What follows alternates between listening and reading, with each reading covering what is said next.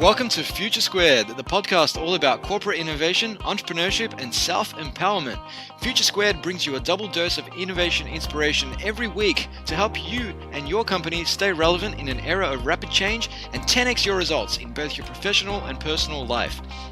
Each week, I'll bring you corporate innovators, entrepreneurs, authors, keynote speakers, and thought leaders such as Steve Blank, David Allen, Brad Feld, Tim Harford, Karen Dillon, Jenny Blake, Neil Patel, Rand Fishkin, Pascal Finette, Ryan Blair, and Ash Moria, to name just a few. While every Friday, I'll bring you Fast Fix Friday, some quick, digestible insights to help you end your week on a high as you head off for the weekend. Future Squared is brought to you by Collective Campus, an innovation hub school and consultancy based in Melbourne, Australia and Singapore that works with companies to help them adopt the mindset, methods and tools to navigate change and survive and thrive in an era of rapid disruption. If your organization needs help coming up with ideas, testing and turning ideas into reality, incubating teams, driving cultural change, or connecting and partnering with startups, then visit www.collectivecamp.us. And without further ado, here's today's podcast. Welcome back to Future Squared. Today's guest requires no introduction, but I'm going to give him one anyway. Brad Feld has been an early stage investor and entrepreneur since 1987. Prior to co-founding venture capital firm Foundry Group, he co-founded Mobius Venture Capital, and prior to that, founded Untitled Ventures. Brad is also a co-founder of Techstars, the global startup accelerator program that has incubated over 1,000 startups since inception, and those startups have collectively raised over $3.3 billion US. In addition to his investing efforts, Brad has been active with several non-profit organizations. He's currently the chair of the National Center for Women and Information Technology and on the boards of Path Forward, the Kauffman Fellows, and Defy Ventures. Brad is a writer and speaker on the topics of venture capital investing and entrepreneurship. He's written a number of books as part of the Startup Revolution series and writes the blogs Feld Thoughts and Venture Deals. Brad holds Bachelor of Science and Master of Science degrees in Management Science from MIT. Brad is also an art collector and long-distance runner. He's completed 24 marathons as part of his mission to finish a marathon in each of the 50 states. Brad provided a wealth of knowledge in the 50 or so minutes of time he was gracious enough to invest, but there were so many more questions I wanted to ask him on a number of topics, so I'll try and tee up a follow-up interview in a few months' time. In the interim, please enjoy what I hope will be part 1 of my interview with Brad Feld, recorded between 1 a.m. and 2 a.m. Melbourne time. So if I didn't sound like I was 100% on top of my game, despite cranking out 100 push-ups and downing an espresso before the interview, you know why. Nonetheless, Brad brought the value bombs, so without further ado, I bring you the one, the only, Brad Feld. Welcome to the show, Brad. Thanks for having me. It's an absolute pleasure, and thank you so much for giving up some time to speak to the listeners of Future Squared. Where are you joining us from? I'm in Boulder, Colorado today. Back home. So I know you zigzag between Boulder and Alaska, is that right? Yeah, we've got a place up in Homer, Alaska, where my wife grew up, and we spent some time up there. Would there be extremes in terms of the climate, going from Boulder, I guess, which is quite mountainous, over to Alaska, or? Well, Alaska's a complicated place because it's so large. Homer is very similar to the Pacific Northwest in the U.S., so similar to Seattle, maybe 10 degrees colder. But my wife, Amy, grew up in Fairbanks from age 8 to when she went to college. And Fairbanks, I don't know the Celsius numbers, but Fahrenheit will be minus 50 to positive 100. So pretty extreme. Wow. Yeah, at that point, it doesn't matter if it's minus 10. I think anything beyond that is just freaking cold. But anyway, so you were out in Australia a couple of months ago, which is far from cold. How was your trip down under? I had an awesome trip. I was there 2 times in about 6 months. The first trip was to Adelaide only, and the second trip was Sydney, Adelaide, and Melbourne, and fantastic. Fantastic. And I guess you were out here, well, your trips were coinciding with the expansion of Techstars into Asia Pac with Techstars Adelaide, which is effectively going to support early stage companies advancing applications in IoT, big data, sensors, robotics, and looking to commercialize technologies around the defense and security sectors. So first and foremost, why Australia? Well, we've been expanding Techstars geographically for the last 4 or 5 years outside the U.S. So when we started Techstars in 2006, the very first program was run in Boulder. And through about 2010, after we ran the Boulder program 2 years, we started to expand in the U.S., Boston, New York, Seattle, Chicago, Austin, Texas. But along the way, we started to go into Europe. We have programs in London, and we have programs in Berlin. We just announced a program in Paris. And as we were starting to think about rest of the world, beyond Europe, Australia was a very logical place to expand next. We had great long-term relationships with some folks in Australia, including Jenna Matthews at UniSA in Adelaide. She'd brought on an entrepreneur in residence, a fellow named Terry Gold from Boulder, who was involved in the very first Techstars program, and as a mentor. And Terry had been an entrepreneur that I'd backed for a number of years. We developed some other relationships and friendships throughout different parts of Australia, not just in Adelaide. And we looked at it. We felt like Adelaide had a very fertile ecosystem for entrepreneurship, and that Techstars could be really additive to the startup community throughout the country. Fantastic. And the Adelaide program is sponsored by a number of large companies, including BAE, Thales, Saab, Rheinmetall, DCNS. And I guess this aligns with Techstars, which has a tradition of partnering large organizations with startups. Obviously, the Barclays Accelerator, which is now globally accelerating fintech startups. Techstars has worked with Disney, Kaplan, Sprint. And I guess to that point, you've seen a lot of what works and what doesn't when it comes to corporate accelerator programs. So I guess what should large organizations thinking about setting up a startup accelerator think about before diving in to give it the best chance of success? I think there's your comment that we've learned a lot about what works and what doesn't is very important. I don't know, 6 or 7 years ago, the idea of startups and innovation, I think, was not trendy. It certainly wasn't on the roadmap of lots of large companies. Yeah. Even though they talk about innovation and technology, they really didn't understand how to think about startups in general. And, fast forward 7 years later, startups and innovation is very trendy, but still many large companies don't really know how to think about it or what to do. And it's more than just an understanding of how startups work, but the rhythm of startups and how large companies and startups can interact with each other in an effective way. So one of the things, early on that we realized with our accelerator programs in different cities is that we could partner with large companies, sometimes one large company like we do in Minneapolis with Target.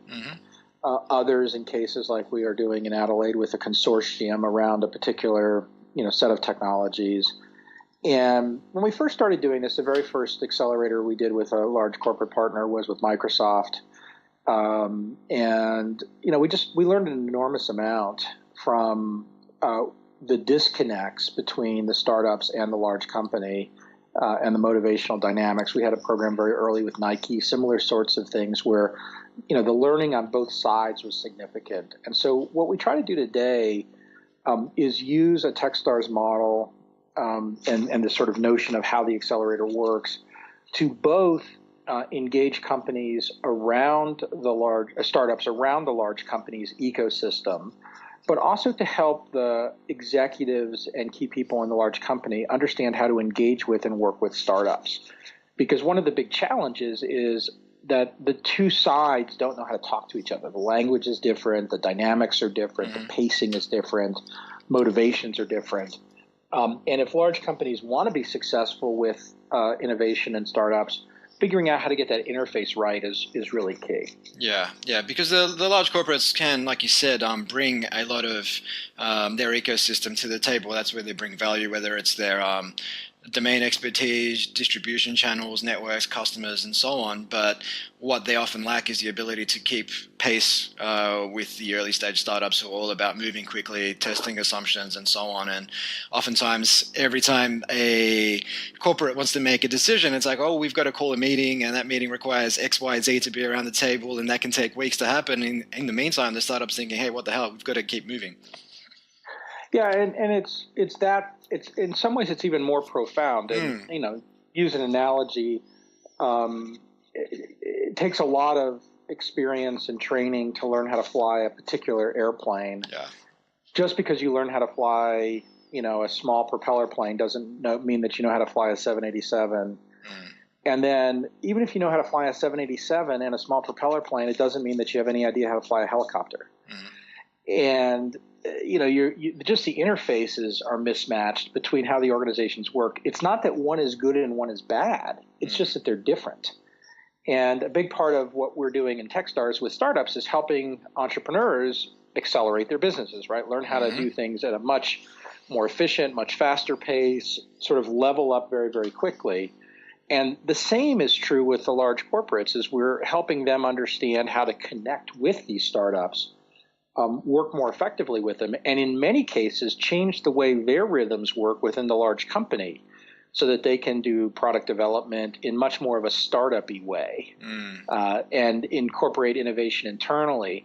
And a lot of it is just, I like to say it's just reps. It's like just doing stuff over and over again and understanding, wow, this is how it works. This is what feels good. This is what feels bad.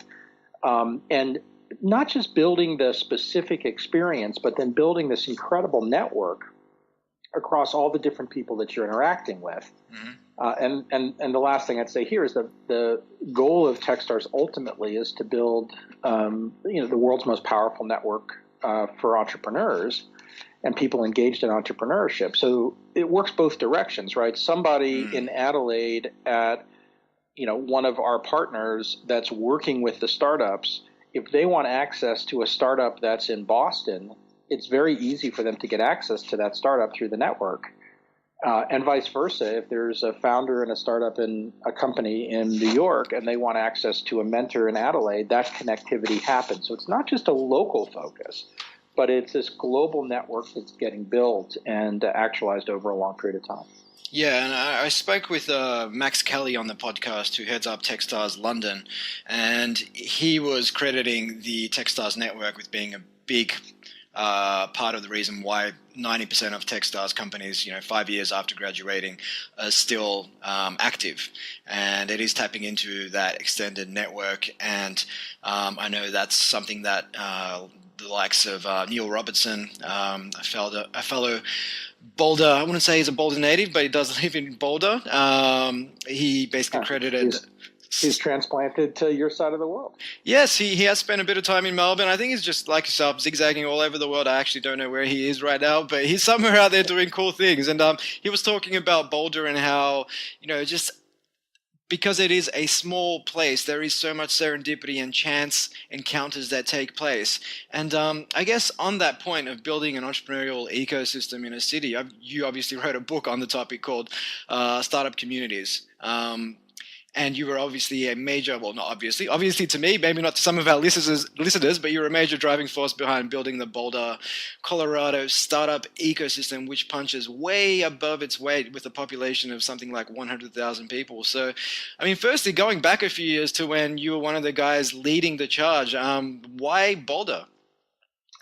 Well, I moved to Boulder with my wife Amy 21 years ago from Boston. I had grown up in Dallas, Texas, and she'd grown up in Alaska, and we both ended up in Boston, where we went to school. I had started a company in Boston in 1987, which I sold in 1993 when I was 28. And Amy and I were together at that point. And after I sold my company, I said, look, by the time I'm 30, we'll be out of here. Boston was a great place to go to school and was really good to both of us, but it wasn't home. Like, it wasn't a natural place for us to live, having been from Texas and from Alaska. And about 2 months before I turned 30, Amy told me that she was moving to Boulder and I was welcome to go with her if I wanted to. And we'd been to Boulder before, and we'd been to Colorado plenty. And as a kid, I'd been to Colorado a lot. She'd been to Colorado a lot. So we just said, what the hell, let's go. And our worst case was that we'd keep going west, right? A logical place for me to have gone and for us to have gone from Boston would have been, the West Coast, the Bay Area. I have a lot of long-term relationships in Seattle, and we have a lot of investments in Seattle, so that would have been another natural place.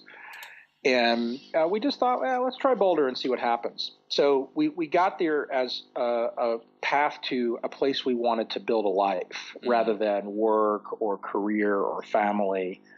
And it's part of one of my deeply held beliefs, which is I think people should go where they want to build a life and then build the life around them rather than go to a particular geography for other reasons. So being deliberate about where you want to be and how you want to be as a human, where you want to start and grow your business if you're an entrepreneur. Yeah. So that was 21 years ago. When I moved here, we knew one person, and he moved away about 3 months later. So we really came here knowing no one. And early on, within the first couple of months, I got a couple of introductions, one to a lawyer and one to somebody who ran a local accounting firm. And I said, look, I'd love to get together with some other entrepreneurs. I'm sure some exist here. And we sent out a letter to all of their clients. And I was looking for people who were under the age of 40 that were founders of companies with at least $1 million in revenue. And this was because of an organization that I had been involved in called Young Entrepreneurs Organization. It's now called EO. And I had started the Boston chapter. I think I was about the 100th member of what's now a probably 20,000 member worldwide organization. And essentially in 1996 started YEO Colorado with 10 or 15 people. Now it turns out that when I reflect back on that, of the people that were in that early YEO program and helped us start YEO Colorado, almost all of them are still active today as entrepreneurs in the Boulder and Denver startup communities, mostly in Boulder because it was a pretty Boulder-centric start. And that's really an important point, is that 21 years later, this group of people is still active as entrepreneurs. They're still playing leadership roles. And your comment earlier about how I, was ringleader, one of the key people in the Boulder startup community, is something that I would not deny, but say it's not about my leadership. It's about the critical mass of entrepreneurs who played leadership roles in Boulder over the last 20 years. And today, if I look around Boulder, again, 100,000 people, I'd guess there's probably about 200 entrepreneurs, maybe even more, who play leadership roles on a continual basis in the Boulder startup community. So there's that critical mass of people. There's no hierarchy, right? There's not the boss. There's not the president. There's not the vice president of membership or the vice president of education or the vice president of finance. It's just this very messy network of people who are all peers, who are all engaged together, both in their own entrepreneurship with their own companies, but in knitting together and working collaboratively to build out this extensive and long-lasting startup community. Excellent. And I guess that ties into the whole give first philosophy, which we'll touch on in a second. But on developing a startup ecosystem, we often hear the rhetoric these days that, hey, we're going to be the next Silicon Valley. There's so many cities around the world basically saying that. And, the Valley had a very unique set of circumstances, tracing back to World War II that effectively culminated over time to give birth to what is today a thriving tech ecosystem. But what's your thinking on the whole next Silicon Valley rhetoric? Yeah, so I think it's a real disservice to both Silicon Valley and lots of other geographies. So in general, I despise the phrase, Silicon blah. Yeah. Or fill in the blank. And I encourage cities not to emulate Silicon Valley, but instead to learn what they can from Silicon Valley and from other startup communities and successful ones to sort of build their own dynamic around their startup community. Silicon Valley is an interesting place in many, many ways, including its multiple startup communities. The startup community that's on the peninsula, around from Sunnyvale to maybe Redwood City, is very different than the startup community that's in San Francisco proper, which is again different than the startup community that's north of the city in Marin and that region. So you get this sort of confluence of dynamics. The other is I'd stretch the time period out. I read a wonderful book that was written a while ago called 100 Years of Silicon Valley. Mm-hmm. And that book, 100 Years of Silicon Valley, which sits on our coffee table in our office, was written in 1994. Oh, wow. So it's important to recognize that it's not a 20 or 30 or 40-year arc. It's a 100-year arc. And it's not an arc that is continuous and straight line up. Tons of ups and downs and all kinds of change throughout the year. So understanding the history is important. And then what I'd say to a city that says we want to be the next Silicon Valley is, in a lot of ways, that's a completely self-limiting statement. Mm-hmm. Right? The notion that you're going to emulate it is nonsensical. The idea that your resources, whether they be intellectual resources, physical resources, academic resources, company resources, are necessarily the same is false. You've got different resources. And so, again, learn from what is brilliant and effective about what's happened in Silicon Valley. Try to avoid the things that are negative, of which there are plenty. And then build your own startup community based on the people and the talent and the companies and the industries and the educational institutions and the natural resources and the cultural resources that people have. Yeah, and would you say an example of that might be, say, Detroit, Michigan, drawing on its deep domain expertise in the automotive industry and skill sets and talents in that space to effectively look at, some of the emerging technologies, like whether it's autonomous vehicles, drones, and so on, rather than just trying to replicate exactly what's happening in Silicon Valley? Yeah, I'd say that Detroit is a spectacular example for lots of reasons. One is that in the 1950s and 60s, Detroit was one of, if not the most powerful industrial city in the United States.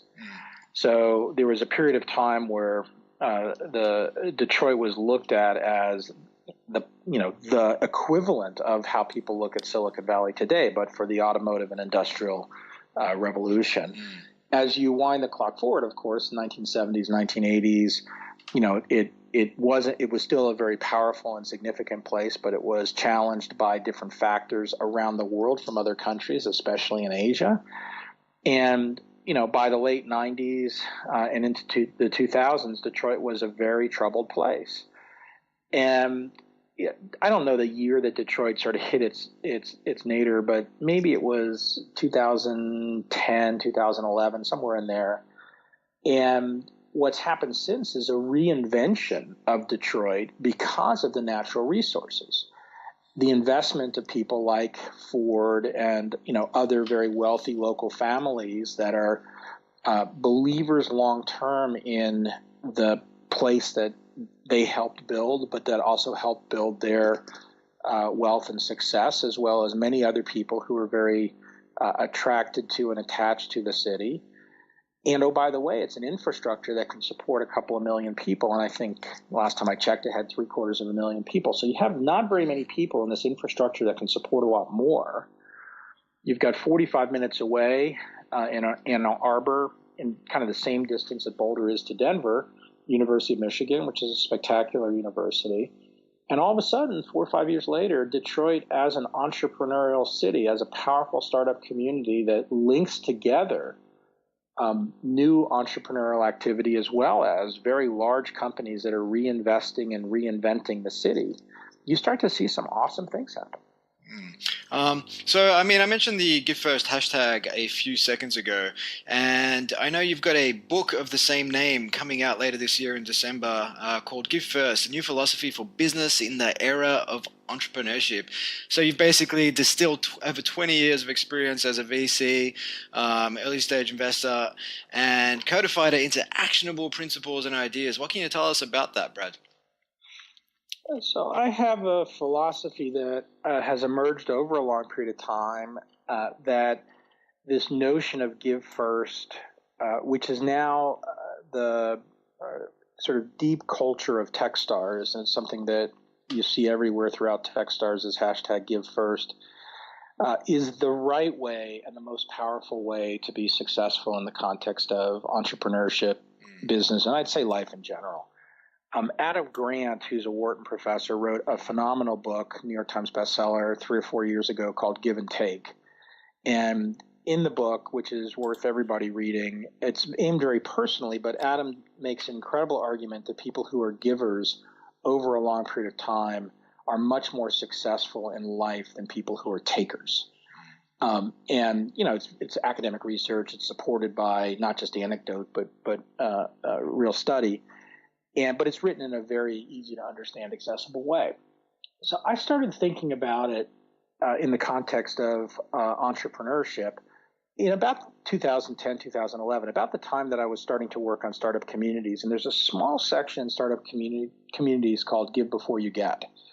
And it's a couple of paragraphs, not very long. But I talked about this idea of putting energy into a system without defining it transactionally. And I used it to try to define the difference between a mentor and an advisor, where a mentor is somebody who gives before they get. They're willing to engage. They're willing to put energy into an accelerator program, an entrepreneur, a startup, an activity without defining what they're going to get back. That's different than an advisor who says, I'll help you if you give me 1% of your company, or I'll help you if you pay me a $3,000 a month retainer. There's nothing wrong with advisors. It's just different. And I extended this notion of give before you get to give first in this concept where it's not that it's altruism. It's not charity. You expect to get something back. You just don't know when, from whom, over what time period, in what consideration, in what magnitude, right? So if you can get everybody in the startup community giving first, putting energy into the system without defining transactionally what they're going to get back, you get this huge amount of energy transfer, lots of activity going on, and suddenly things start to come back to all of those people who are engaging by putting energy into the system. So that's the essence of Give First. And there's a lot of different pieces to it, right? Mentorship is a big part of it. On the positive side, how to think about allocating your time, right? One of the big challenges that a lot of people have, especially in a startup community, is they feel like, wow, I'm spending all this time on the startup community and I'm not getting enough time on my business. You have people who 3 or 4 years later feel like they're not getting anything back because of the way that they've approached what they're putting into the startup community or what their expectations are. So a lot of people who are miscalibrated on time frame. They expect they're going to put something in and get something back the next week.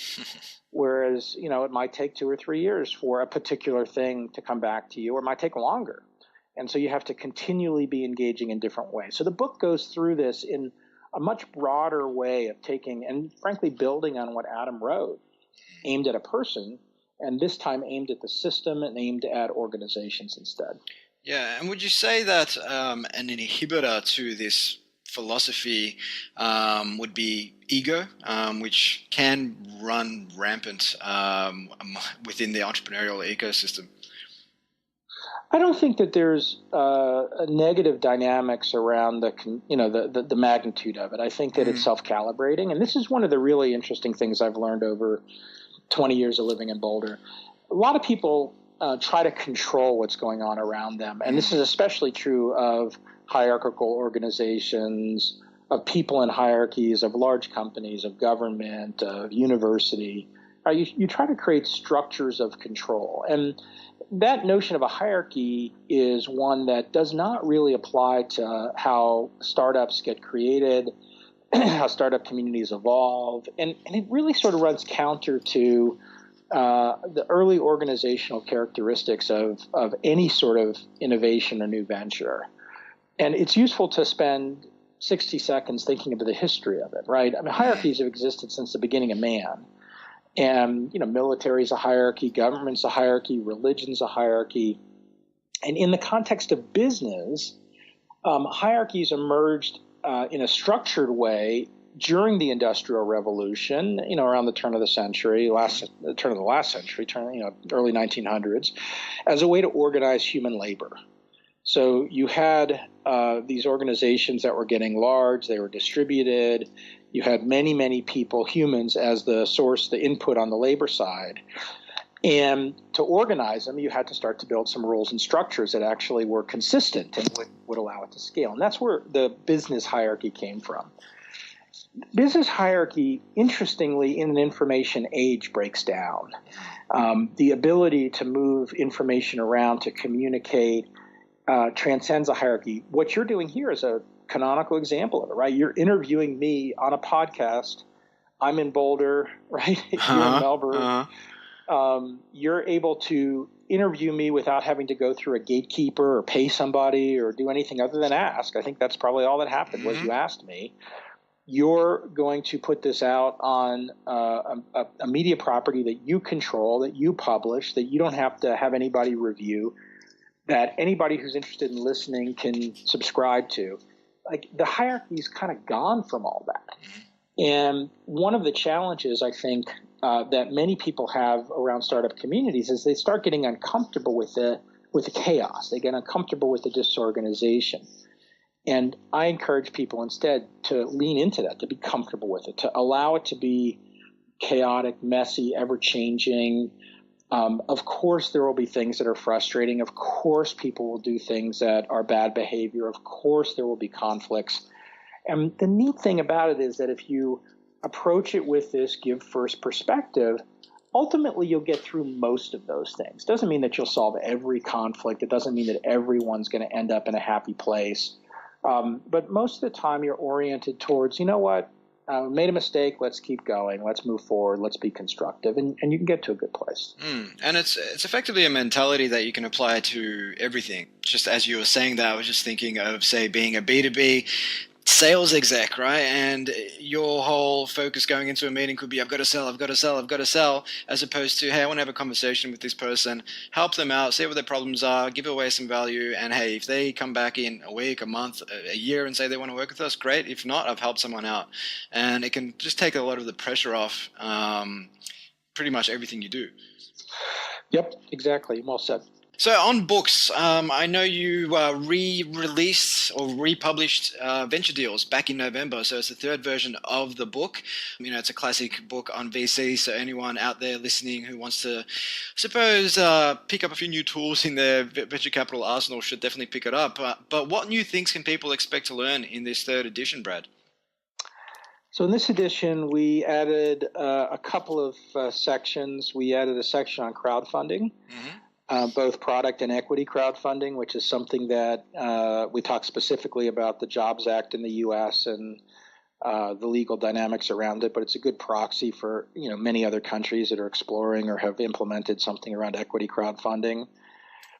We spent more time talking about things like corporate venture capital, which has become emergent again in the last 4 or 5 years. It's not something that's new, but it's something that in the last 4 or 5 years has become very visible. It's obviously linked to the rise of the corporate accelerator activity, but not exclusively.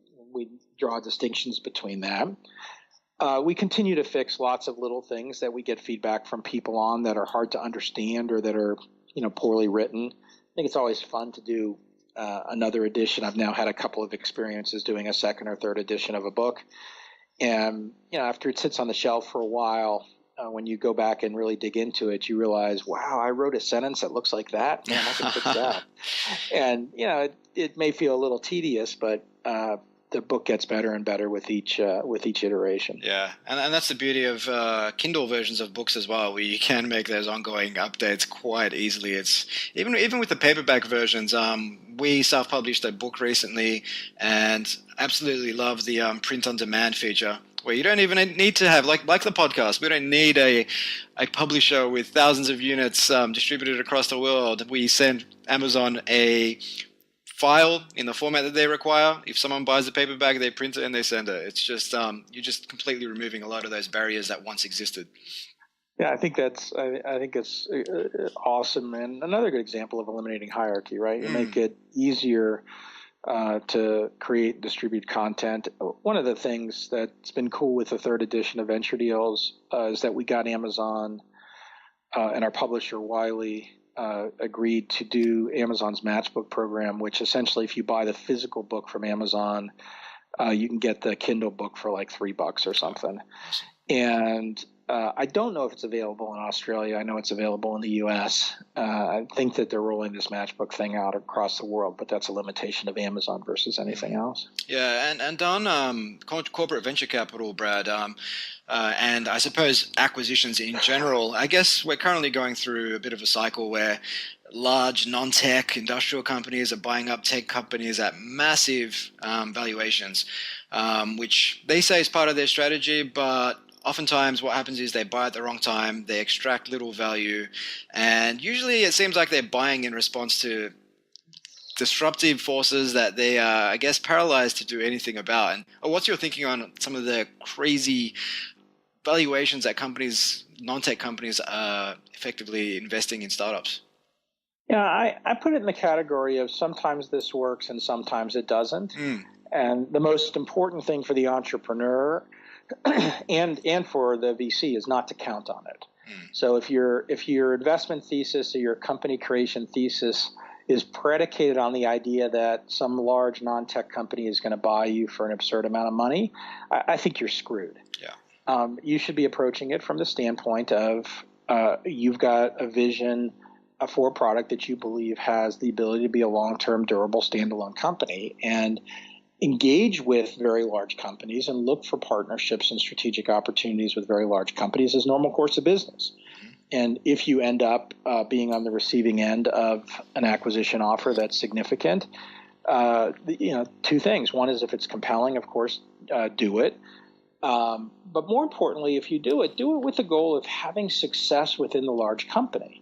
Because as an entrepreneur, there's an enormous amount of both learning and impact you can get through that, as well as, frankly, joy of having meaningful impact on the large company that you're part of. And you see that with many entrepreneurs within the tech industry when they get bought by very large companies and 5, 6, 7 years later are still working at Apple, still working at Google, still working at Facebook, and in very significant roles. Or, after 3 or 4 years have done a tour of duty at one of these companies and leave with extremely positive relationships with that large company that then can benefit you downstream in your next endeavors. I think the attitude of if you're going to engage with a large company in that way, you're trying to build for an even bigger win and use the resources of a large company for an even bigger win post-acquisition, but recognize that it doesn't always happen. Sometimes it works and sometimes it doesn't, so you have to be pragmatic in that context. Yeah. And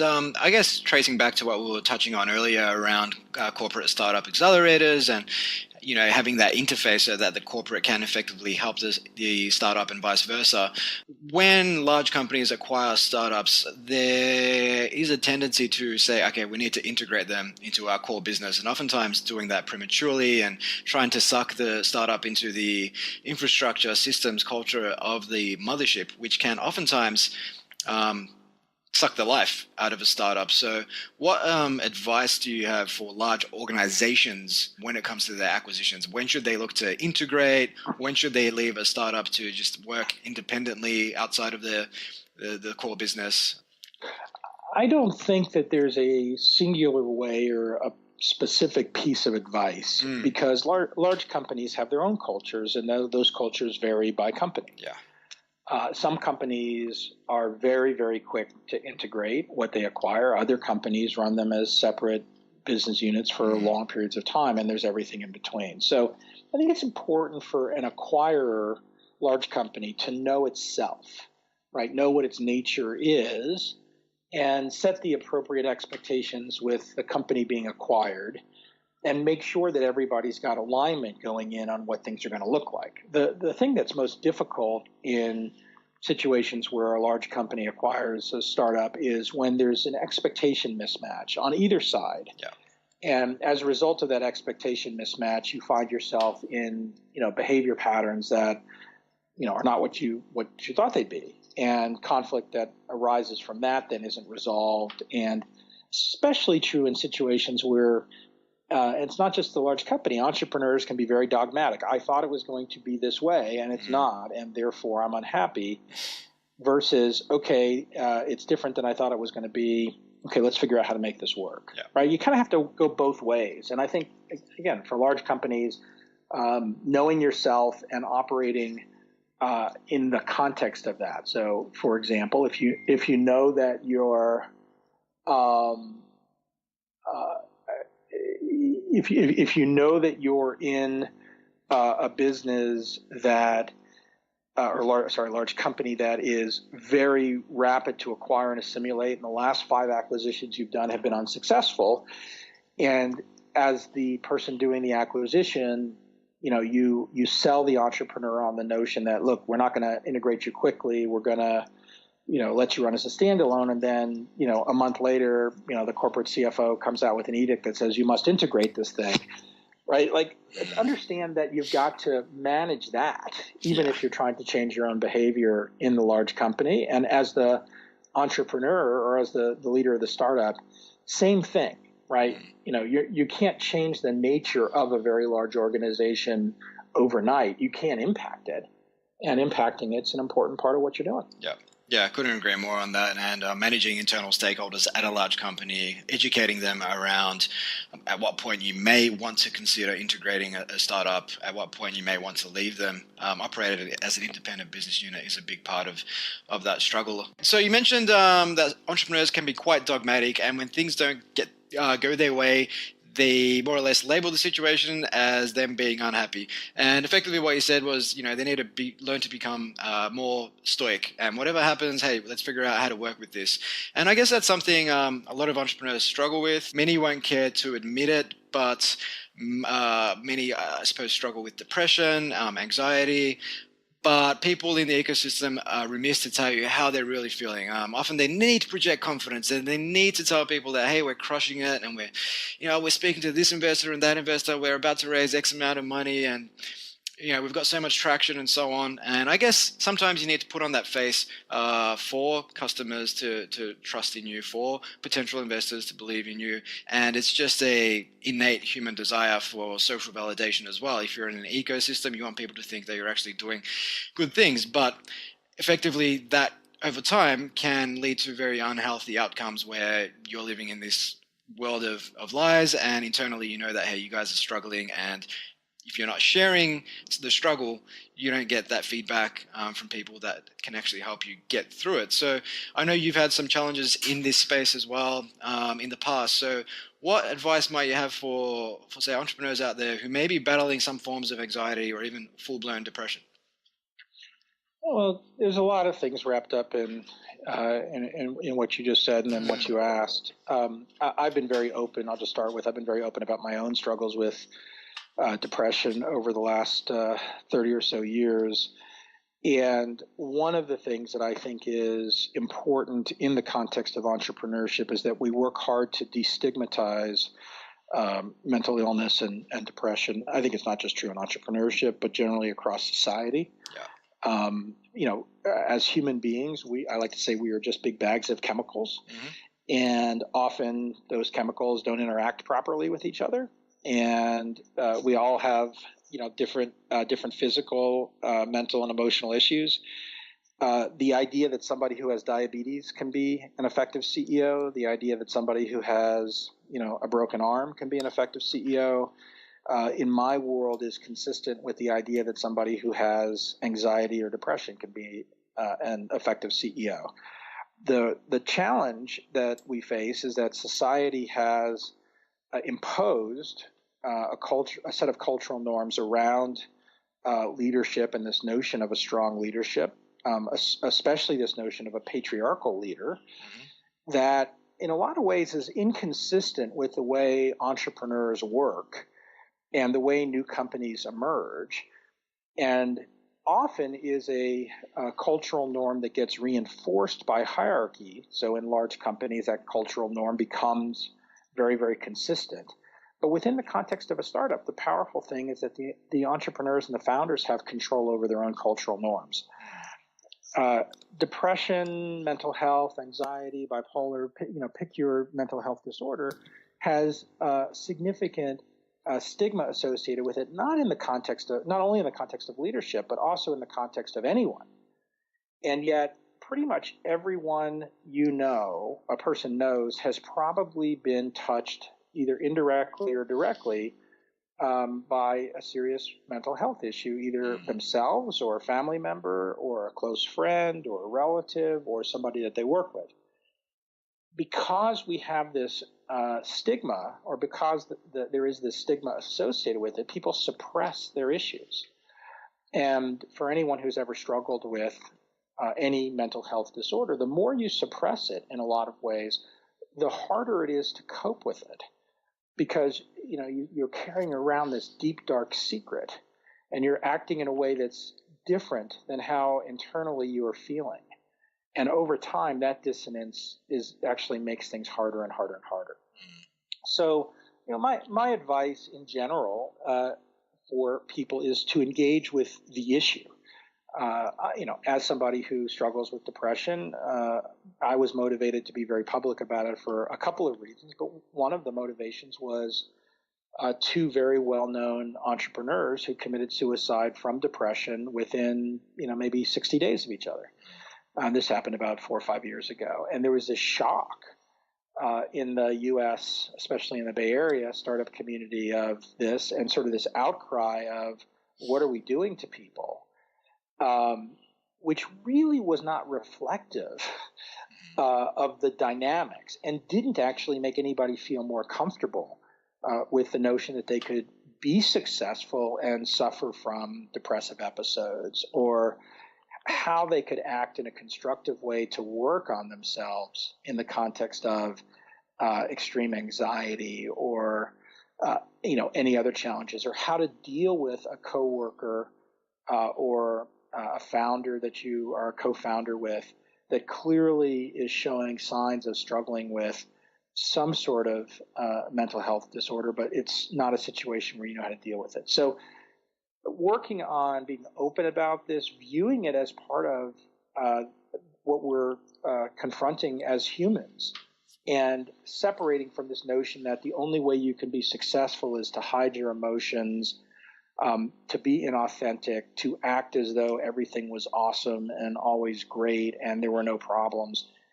to recognize that that's not actually the path to the best longest-term success.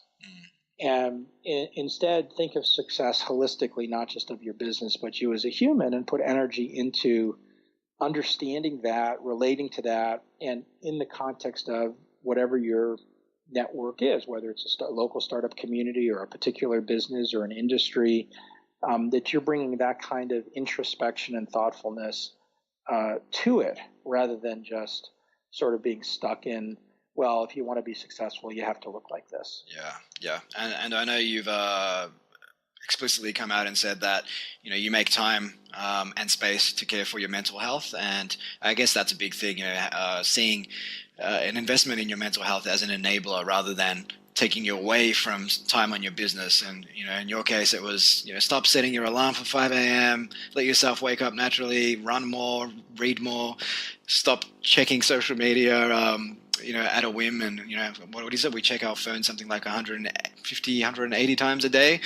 Just being conscious of that and observing what you like to call digital Sabbaths. So I really like that approach. Yeah, these are all tactics that, I've developed over the years. You can read about them on my blog, or my wife, Amy Batchelor, and I wrote a book called Startup Life. And the subtitle kind of says what the book is about, which is surviving and thriving in a relationship with an entrepreneur. And, we talk a lot about the tactics, and I explore lots of different ones personally. If you pop it up a level, though, I think this notion of, I like to draw a box around it I call self-care. We work on lots of things in life, right? If you're an athlete, you have a coach. Now lots of entrepreneurs and CEOs have coaches. And people have therapists. And one of the things that you hear over and over again in different contexts is that you have to essentially create space for yourself. If you're a serious athlete, you have to rest and you have to recharge. In my view, as a hard driving entrepreneur, you have to pay attention to self-care. You have to give yourself some space. You have to give yourself some downtime. You have to commit to your to time for yourself. Time with your family members, your kids should be additive, not subtractive, right? It should give you energy, not steal energy from you. All of this is building towards having the fitness, and not just the physical fitness, but the mental fitness, to be involved in this very intense thing called entrepreneurship over a long period of time. Yeah, and that mental and physical resilience is definitely one of the key characteristics that an entrepreneur will have to play the long game. So couldn't agree more. Brad, I know I think you might be out of time. I've got a few more questions, but I want to be, I suppose, respectful of your time. And if you need to go, we can wrap this up. I do, as I've got a thing that's butting up against this, but I appreciate, I thought it was a great interview, and thanks for having me and spending the time with me.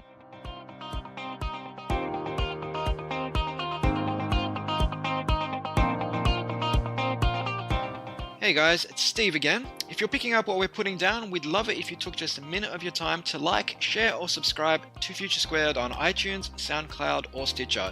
It would mean a hell of a lot to the team here who work effortlessly to bring you thought leaders and experts on topics of corporate innovation, entrepreneurship, and self-improvement on a weekly basis.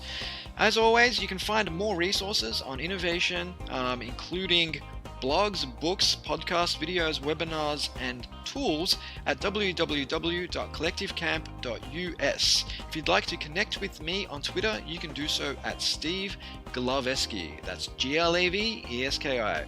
Until next time, keep innovating. Future Squared out.